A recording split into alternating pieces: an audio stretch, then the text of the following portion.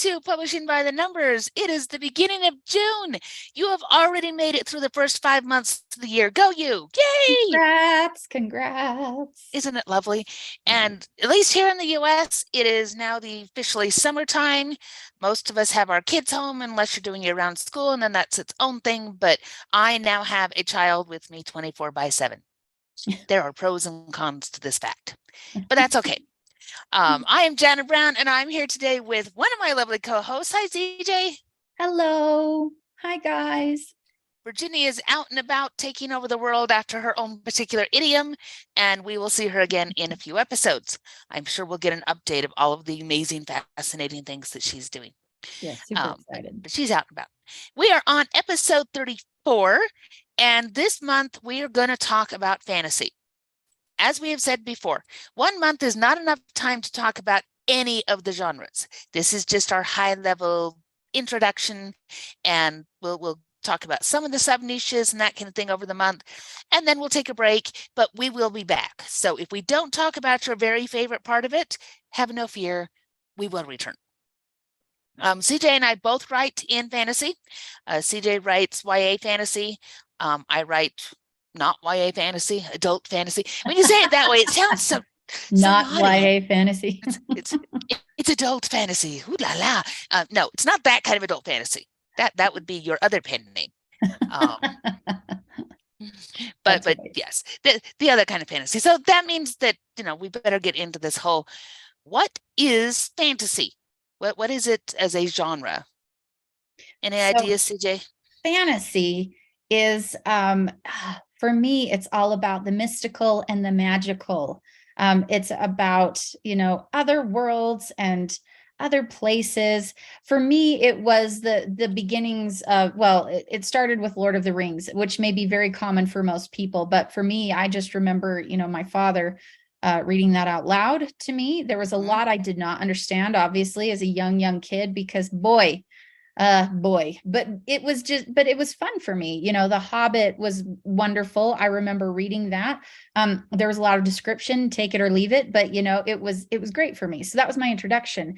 And then, I went into the Shannara Chronicles and the Wheel of Time, and just the amount of time I spent reading fantasy books. I mean, and not doing chores. Oh, I was very adept at that. But it's all of these wonderful new worlds and all of this, it's very different. And it's very different from science fiction in that respect, because it's not necessarily in space, I guess it could be if you really want to get crazy with the niches and crossing over and stuff. But it's just this beautiful idea of Earth, different, reimagined, or even different realms reimagined, So what about you, Jana? I agree with the definition. When I was so I took a creative writing class back in college, taught by Doc Smith, who was amazeballs. And he says, both science fiction and fantasy are genres of exploration. With science fiction, it's exploration through machines and technology. And with fantasy, it's exploration through trees and magic. I love that, trees and magic. That works. I love it. Yeah, and like you say, there's a lot of places where they kind of rub up against each other, or they rub up against other genres. But I always kind of liked that definition, that it's all about exploration. It's about quests. It's about learning new things, discovering new places, interacting with different races, all of those different things. But fantasy tends more towards magic, and science fiction tends more towards technology. But you do often see them grouped together. So if you go look on Amazon, it puts science fiction and fantasy together. It is the third. So it's funny when we talk about sales. The top genre in sales is always romance. Always, always, always romance. Then you get mystery, thriller, suspense, which is one big grouping, and science fiction, fantasy, which is another big grouping. And those two take turns being second and third. Most of the time it's mystery and then science fiction and fantasy. But when a big name like a Brandon Sanderson releases a book, then those sales can sometimes boost it up so that now it's the second highest selling genre in a given year. So those two kind of swap up, but usually it's right around the third highest selling genre in any given year. So it's very, very popular. And it used to be a little bit more niche. It used to be a little bit more that thing that geeky people read.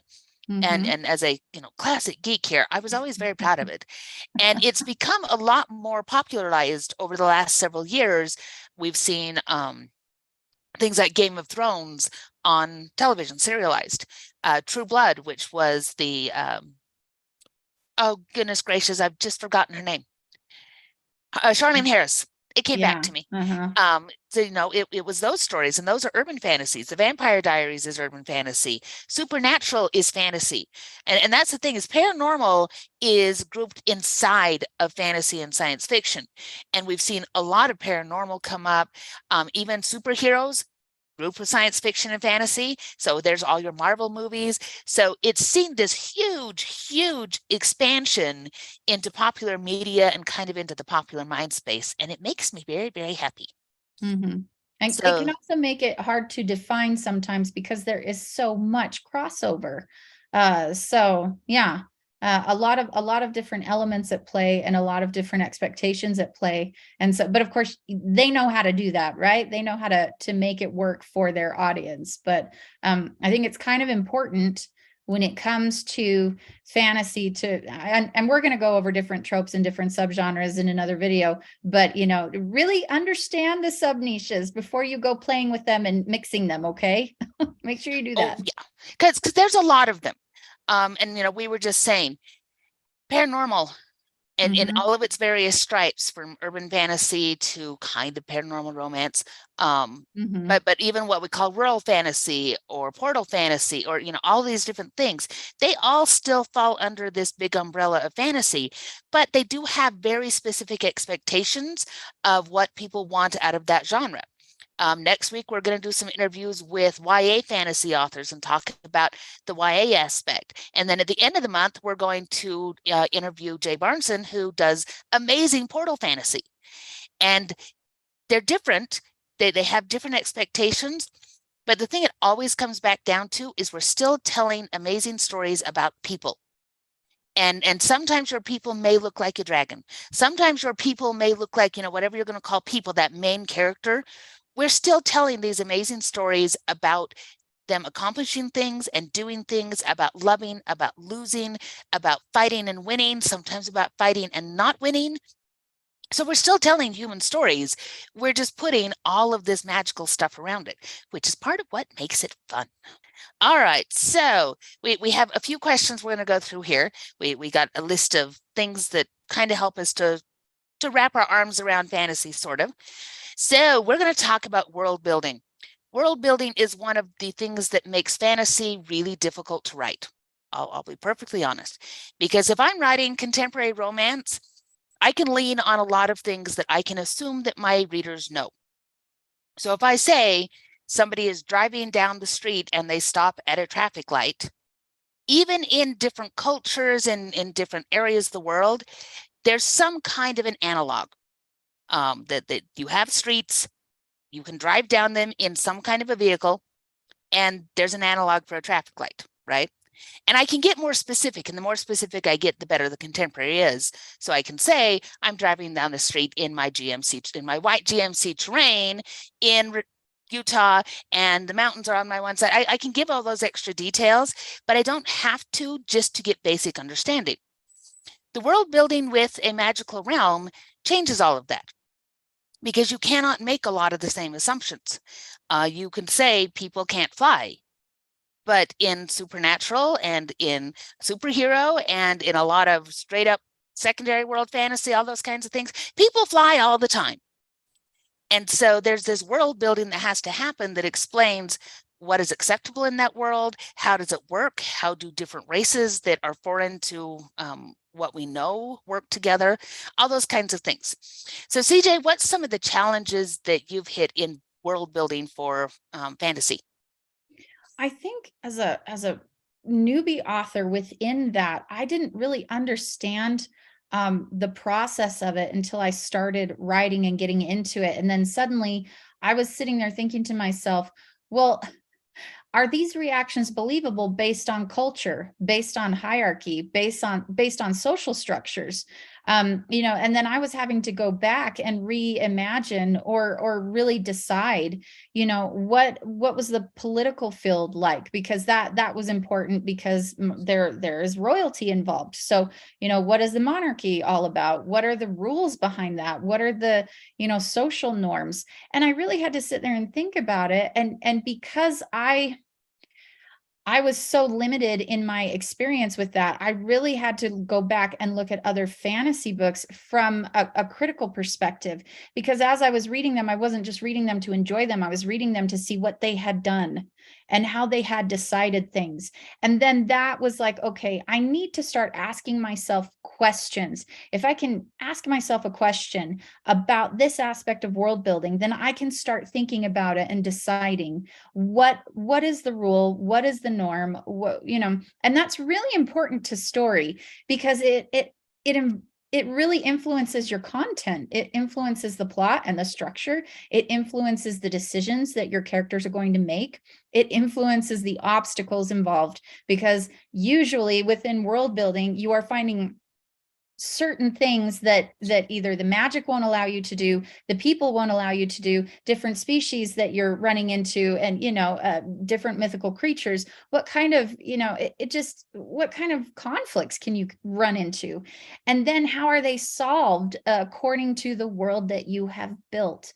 So when anyone says world building isn't that important in fantasy, I'm like, you have not read fantasy then.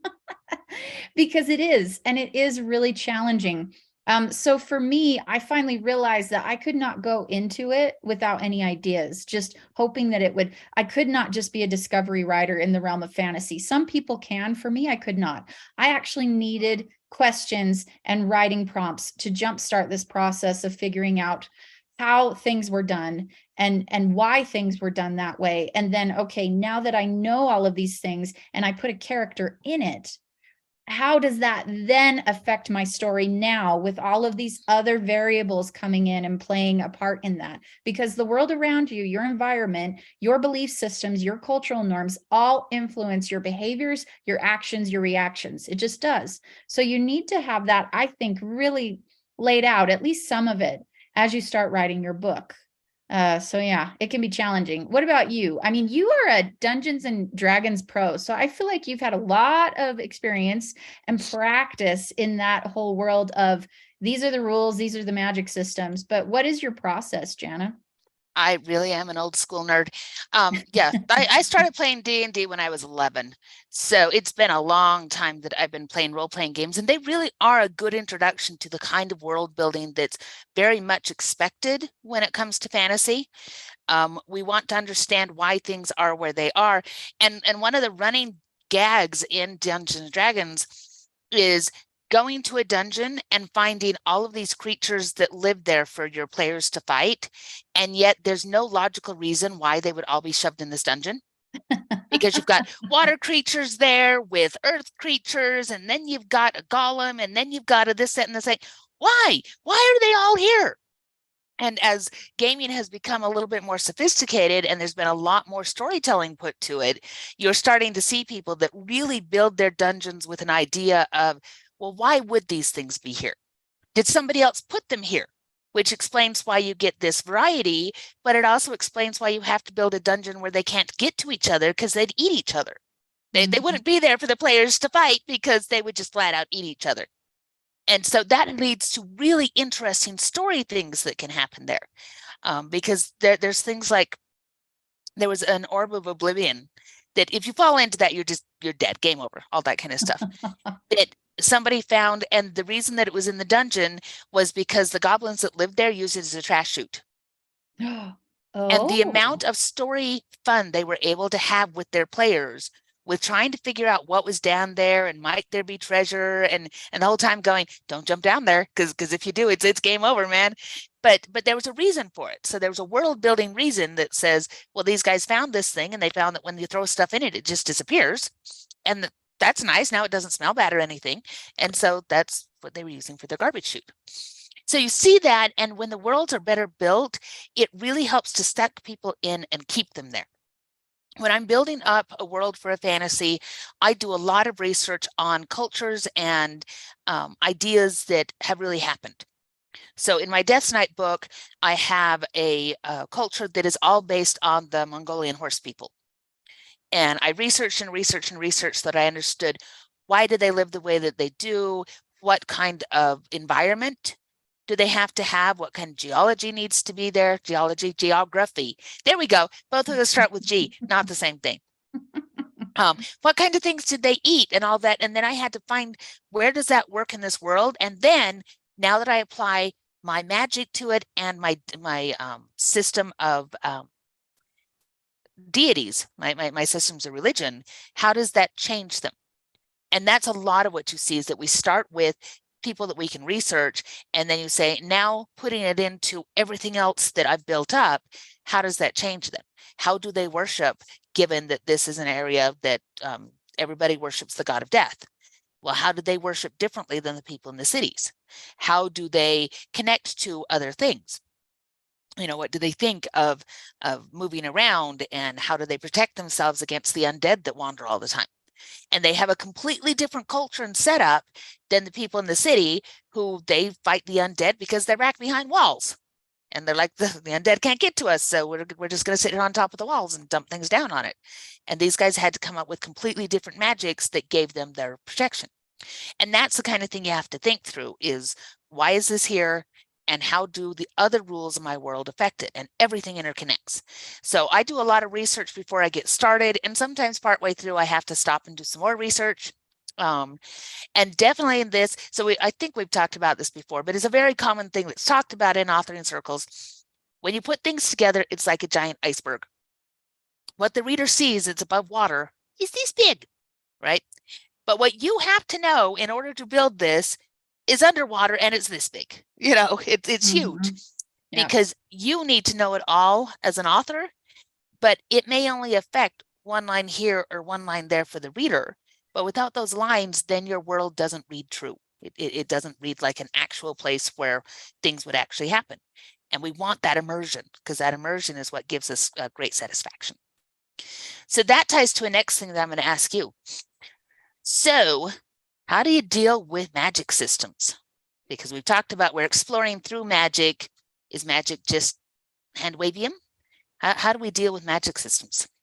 Well, with Matt, I learned early on that with a magic system, there were two things that I tried to adhere to, because they were two things that bothered me if I was reading a fantasy book and it wasn't followed. One was limitations. My magic system needed to have limitations, because making it not have limitations meant that it was just easy to overcome obstacles and to solve the conflict. And if you're solving the conflict, the whole, the getting to the end game of your book, halfway through your book, then you've ruined your book.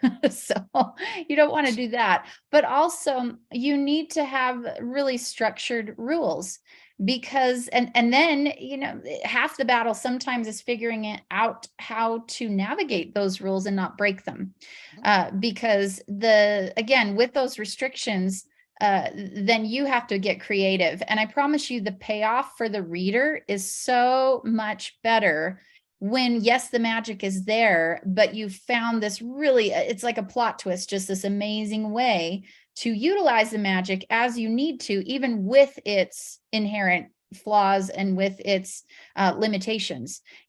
That's clever and that's interesting, but you've got to lay the groundwork down. You've got to be able to lay those breadcrumbs there, and you have to understand your magic system backwards and forwards, because if you forget a rule and then you've written some really epic scene where you've broken that rule, you either keep it and then backtrack and fix the rule and adjust, which is a heck of a lot of work, or you go delete the scene and it was a lesson learned and maybe sad.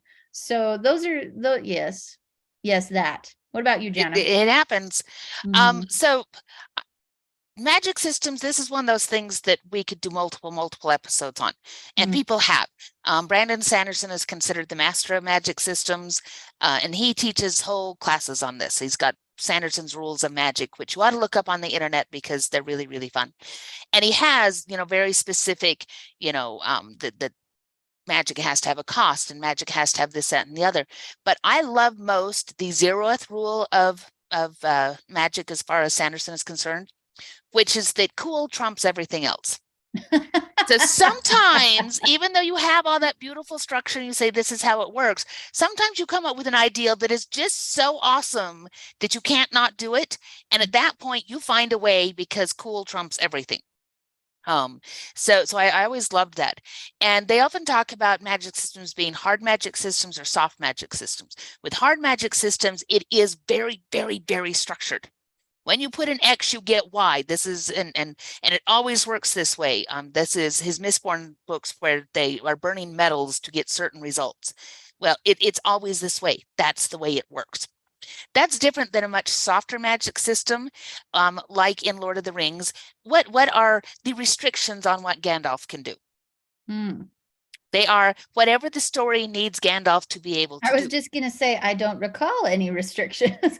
No, no. At some points he casts a big old light, and at some points he does this, that, and the other. It's all built around, from a plotting point of view, what does he need Gandalf able to do? And there's still rules that exist because Gandalf is the wizard, he can cast spells. Aragorn is not a wizard, he doesn't get to. So there's still rules there, but those rules revolve a lot more around who is allowed to cast spells, who has that knowledge and those abilities, and who doesn't, versus saying within the magic itself, what can Saruman do? We don't know. We don't know until he does it. Apparently, he can create orcs, um, and those kinds of things. What can Gandalf do? He can arrive on the third day and save the day. They have those things. So you'll find that most systems go, and again, it's a spectrum, like all things are. You'll have some that are very, very hard magic systems, some that are phenomenally squishy, and a lot of stuff that's in the middle where it has certain rules that you always adhere to, and then some stuff that you can fudge a little bit. Most of the time, readers don't mind, except they don't want. We talk about Deus Ex Machina, which is God from the machine, where in old plays the gods would rise up and would save the day. We sometimes get a Deus Ex Machina, and it's when magic just suddenly is the thing that's going to save the day. This magic that we never knew that we had before, la. Um, and that can be really annoying to some readers, especially if we don't have hints that it's coming. If we can see that it's coming, that this girl has been developing her power and developing her power, and she needs some push that's going to push her through to really open it up, well, then we expect that to happen in the climax. That magic is going to come through. But it's coming through because she's been working towards it, not because it's just a thing that, and suddenly she can do blah. We always have to foreshadow those so that though it makes sense. So that's really high level. Lots and lots of magic systems are complex and cool, y'all. And there's lots and lots of good classes out there that get into the specifics of. I went to one at Superstars, and he had a whole grid of and questions that you ask. And so it's like, if you get this question, then move this way on the grid. If you answer this, then move up on the grid. If you answer this, then move over here. And he helped you define, and I'll have to look it up and see if I can remember the presenter's name, but helped you to really define exactly where did your magic system fit on the scale of hard to soft and on all these other axes to say this is the kind of magic that you're casting. And it was really kind of cool. And also, it's something, both world building and magic building. The one problem with them, well, there's others, but one of the biggest problems is when you get so involved in creating these things that you don't write the story. So this is another place where perfect is the enemy of done. And at a certain point, you have to say, I have done everything that I'm going to do for now, and I must start writing. Anything else you want to add? No, I think that was perfect. Love it. All right. So we talked about magic. What about magical creatures and about all of the cool monsters and things like that? Are those required for a good fantasy book, or are they just fun? Oh, in my humble opinion, and this is an opinion, yes.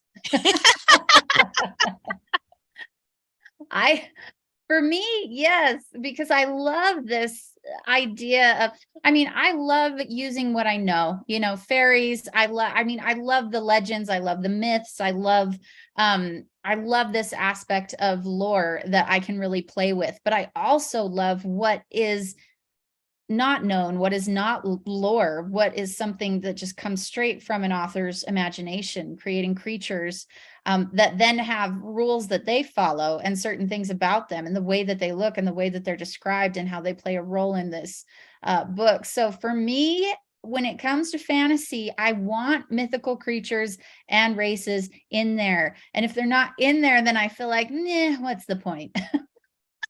So, so yes, for me, yes. I don't know. What do you think, Jenna? For the most part, yes. I have read some really amazing fantasy that didn't have that it had the magic and it had kind of that secondary world feel to it, and Mm-hmm. they didn't have creatures, and it was still very, very good. But my favorites, I'm trying to think if there are any that don't have magical creatures at all. Because I can think of a lot where, kind of the main characters that we're going through the journey with might all be human, Mm-hmm. Right. or elf or dwarf or some close version of human. But a lot of what they face might be magical creatures, harpies and griffins, and Mm-hmm. there's so many different things to explore, either as antagonists or, things they can make friends with, or who hasn't wanted to ride a dragon? Let's get real here. I mean, Oh, yes, absolutely. I think it would be, when I think about it rationally, it would be cold and Mm-hmm. and the wind would blow in your eyes, and that's why, some of these books have gotten into, yes, and the dragon riders learn to wear goggles because it hurts when your eyes tear. It's like riding a motorcycle, but much higher and much faster.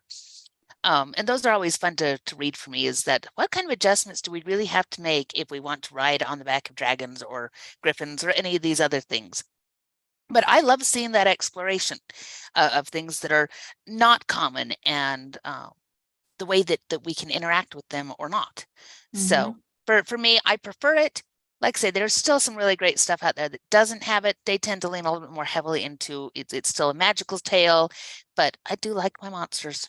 I'm fond of reading going back to the gaming, there's bestiaries, and sometimes when I'm looking for a good something they're going to encounter, it's go flip through the bestiary until something jumps out at me, and I go, yes, for the environment they're going into, this is perfect, and it's going to rise from the deeps, and it's going to be so much fun. All right, so we're let's see, look at some of our questions here. So this is actually kind of a fun one. There's a lot of fantasy stories, especially in what we call high fantasy or epic fantasy, that deal with these big quests or journeys as a central plot element. You brought up Lord of the Rings. It's the granddaddy of Frodo must take the ring to Mordor. He must go to the thing. Why do you think these are so compelling? Because there's lots of them, and people don't seem to get tired of them, even though we all know they're going to start here and they're going to end here, and ta-da. Mm-hmm. I really think it has to do with this innate human need to have goals and accomplish things. And when you are looking at someone attempting to accomplish something difficult, scary, and you can do it in a way that's compelling, that's entertaining, that's moving, that teaches you really helpful lessons, it imitates life. The hero's quest, I believe, imitates life so perfectly, probably far better than any other plot structure that I've seen when it comes to just as we navigate this journey, because it is, in essence, all about that journey, all condensed into a book where it's not just the end goal that is part of it. It is how this person is getting there. And so all of these elements of how this hero is coming to that end goal and achieving something just, that will either save the world, which is epic, or that will save a family member, or, for other various reasons. That journey there is so intricate and interesting because it's not just about that hero, it's about the people on that journey with that hero as well. There are a lot of elements to that. There is a lot of interplay when it comes to personal relationships. And there's a lot of emotional, mental, internal conflict involved that we all struggle with as humans. And so it's relatable. It's us doubting ourselves, just like the hero might as he's continuing forward. It's us feeling a lot of imposter syndrome, just as our hero does. It's us finding ourselves in that process, just as this hero does, because most of these heroes are not heroes. It's not what they see in themselves. And it's them coming into their own. It's a huge, amazing character arc that is progress personified. I think it's just beautiful. And so I think the reason why it is that is because it is our lives in a way. And the payoff is beautiful. And it's something that we can get in a book and escape to and feel inspired by and entertained. And it just, I don't know, that is a very satisfying journey to take. So I think that's why. Yeah, pretty much. What do you think? Huzzah. Huzzah. Yeah, I think the only thing I'd add to that is that I think for a lot of us, adventure and growth and all those kinds of things doesn't happen within the walls of my comfortable home. Right? And for most of these characters, when they're home and comfortable, when you're working on the farm, when you're living in your hobbit hole, when you're doing those kinds of things, you're not growing, they're not changing. It takes being pushed out of home and where you are comfortable and you're well known and you control the environment and all that kind of thing in order to grow and to get better. And that can be, both that physical journey, and then, like you say, it's also the emotional, mental journey of somebody saying, I can be more. That Frodo does not want to go adventuring. Neither does Bilbo, for that matter. Neither one of them is interested. I think it's Bilbo who says adventures make one late for dinner. And hobbits are very, very concerned about dinner. And so no, we don't want to do that kind of thing. And yet going there and back again, going out and doing these things, he becomes so much more than he would have been if he had just continued to spend another 50 years in his hobbit hole. And we kind of feel that way. And I think especially when we get into the day-to-day grind of, we're taking the kids to school, we're working full-time jobs, you got to figure out what you're going to feed people. You have to figure that out 3 times a day, every day for the rest of their lives. You have to do laundry. A lot of this just feels like this repetitive grind, and it's comfortable, but it's a repetitive grind, and we're not exploring and being adventurous and doing these things. So it's a vicarious way to say, I'm going out and I'm doing things. I'm going on an adventure. So I think that's a lot of why we like to follow that. It's why we like portal fantasy, where normal people cross over into extraordinary places, because we all kind of want to imagine, well, if I went to the back of a wardrobe and it opened up into a magical world, what would I do there? What would that be like? And so these are very popular because it is a very good self-insert towards going on adventures. So the other thing that we often see in fantasy is fantasy can often be more black and white than other genres, especially you get into mystery and thriller, and there's a whole lot of shades of gray. And you have gray people and your anti-heroes and things like that. And there is a grim, dark section of fantasy where things are very dark. But a lot of it does deal with this idea of, right and wrong and dark lords and the people who defend them. Is this the same thing as what we talked about? Is this because we want to go on an adventure and conquer something? Or is this, why do you think this reflects so much that we always see this good versus evil? I think that it's this idea of, well, I mean, it's built into pretty much everything socially, culturally. I really don't think that I've ever seen, whether it's religion or certain cultural belief systems, anything that didn't touch on this idea of good versus evil. And also just this inherent, this idea that we could go one way or we could go another, and what kind of choices do you make because of that? And so exploring that darker side, which I think everyone has, and that lighter side, which everyone has, it's that eternal conundrum, right? Mm-hmm, mm-hmm. Just everybody is struggling with the good in them and the bad in them and learning their way around that. And so to see that play out within fantasy, again, it goes back to what's relevant and relatable. And you see that play out and you see the different ways in which it plays out. And that's some fascinating stuff. It really is. And there's so much you can do with that. Oh, yeah. And it's interesting when you feel like a certain character is skirting that line. And you mentioned anti-heroes, it's like, how far can you take it and push that envelope and have that foot over that line of good versus evil? And so you do see a lot of that in fantasy. I think more so, especially within dark fantasy. What are your thoughts on that, Jana? Well, I think sometimes we like the simplicity of the idea that there Mhm. is truly good and truly evil, and that in almost all these cases, not always, there's a a subgenre for people who like to read things that end badly. But in most cases, good wins. And don't we want that in our lives? This idea that despite everything that you go through, all of the fights, all of the this, that, and the other, the good guys, the white hats, the cowboys, the, whatever they are, because really Westerns are just, fantasy done with horses. Westerns are just, it is really another version of fantasy, but it is that idea that the white hat is going to win in the end. They may go through terrible things, but good overcomes evil. And we really want that. We want to be able to say that good is going to win in the end. And so I think it's much simpler than sometimes looking at our lives and the people in them and the stuff that happens and everybody, well, shades of gray, and it could be this and it could be that. And sometimes we just want to be able to say the good guy wins, and we're the good guy and we want to win. So I think that resonates with readers to be able to say, here is a situation where they can look at it and they can go, like romance, they're going to go through all these things and in the end they're going to be happy together. For a lot of fantasy, they're going to go through all these things, and in the end, good is going to overcome, and the world will be a better place for it. So I think that's a lot of why we love it so much. So anyway, and I do love it. We have lots of books here, and a good part of our shelf is science fiction and fantasy and all of their various stripes, because they are telling those stories that really speak to my family. And they're still telling, again, very, very human stories. My daughter reads, she's been reading The Wings of Fire, 15-book series about dragons from the point of view of the dragons. But they're so human.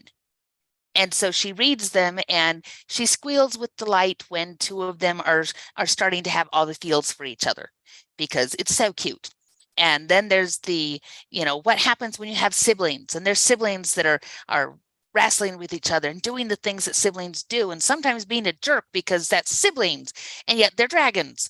And so it's mystical and it's fun and they can do all these things, but it's still stories about families and about found family and about, people working together to do good things. And she just eats them up. So, it appeals generation upon generation to pull all these things together. Okay, well, we've been going for about 40 minutes here. I'm thinking maybe we need to tie it up with a bow for the moment. There are so many more things that we could get into, guys, and that we totally will.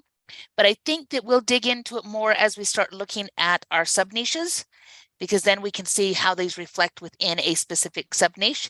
And that's always lots and lots of fun. All right, guys. So I think that's probably where we'll stop. We'll pick up some more.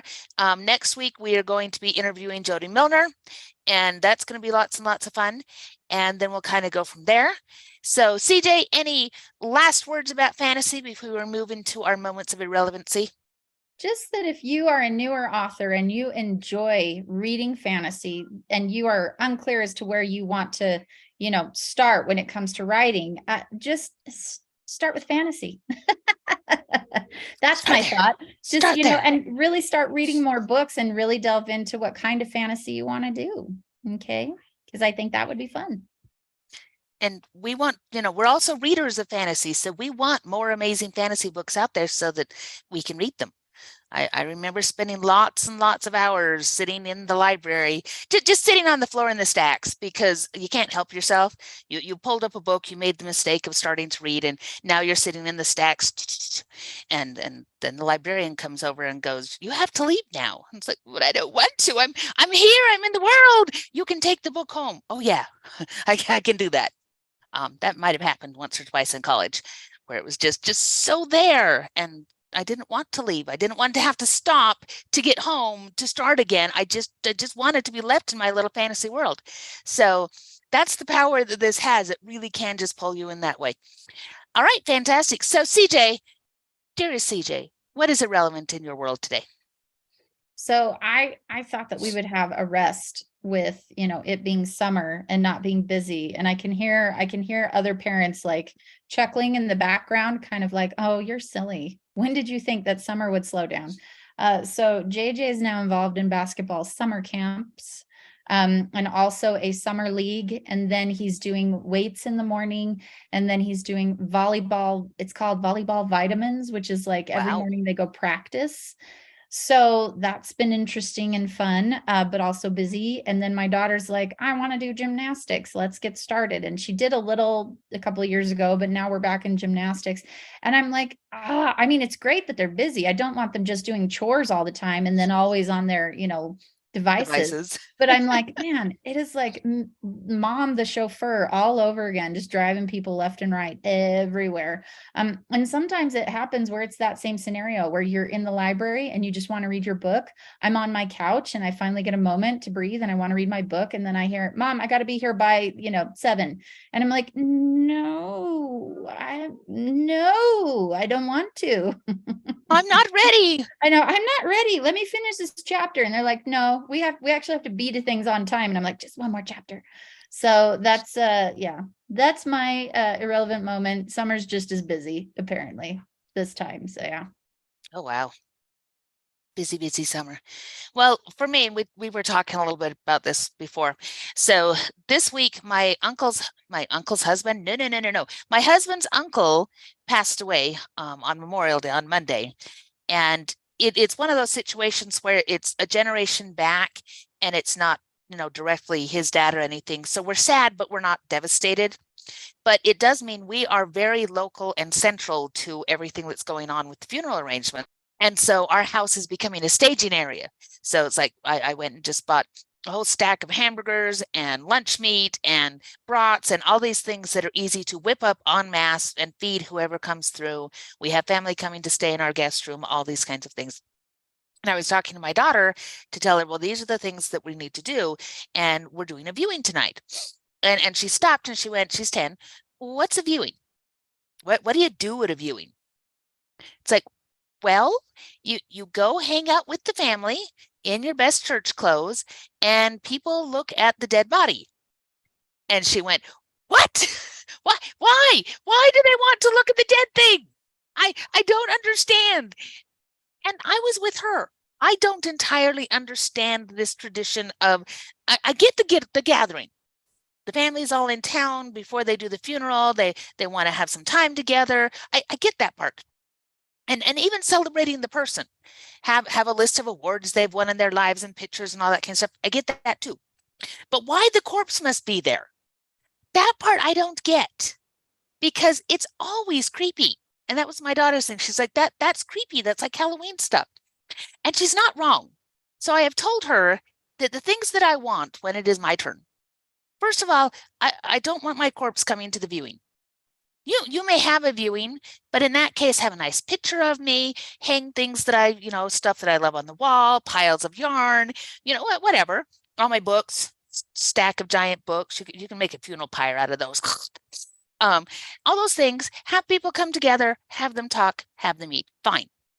And the next day, I don't want a funeral either. I want a wake. I want you to listen to loud music and eat all of my favorite things and tell lies about how wonderful I was. That's what I want. And I'm going to put it in my will because I don't want it that's a big sappy, sad, all the crying kind of thing. I want it to be a joyous reflection on life. And this actually ties into the fantasy thing because that's something that you see in a lot of those as you look at the different cultures is how do you deal with death? And we were reading Lord of the Rings last night, and that for Boromir's funeral, it was singing and it was putting him into the boat and letting it carry him out, and never again was he seen. So we don't know what happened after that. Boromir just off into the other lands. And there's lots of interesting ideas for, how do you conduct saying goodbye? So that's my thing. I'm going to go to the very traditional viewing. If she comes with me, she is not required to look at the dead body. She was very, very concerned that I might march her over there and force her to look at a dead person. She just doesn't want to do that. I'm like, I don't want to do that either. We will not be looking at the dead body. We're good. But that's my moment of irrelevancy. The interesting ponderations on death and on culture and funeral traditions this week, because we don't want to go see the dead body. We want to see our family, but we really, really, really don't want to see a corpse. So there you have it. Totally irrelevant. I like it. All right, everybody. Thank you so much for joining us this week. You can find the show in the show notes at www.elantumdigital.com and follow the podcast on YouTube or your favorite podcast distributor. If you enjoyed the show, please subscribe and leave us a review. We'll see y'all later. Bye bye now. Bye, guys.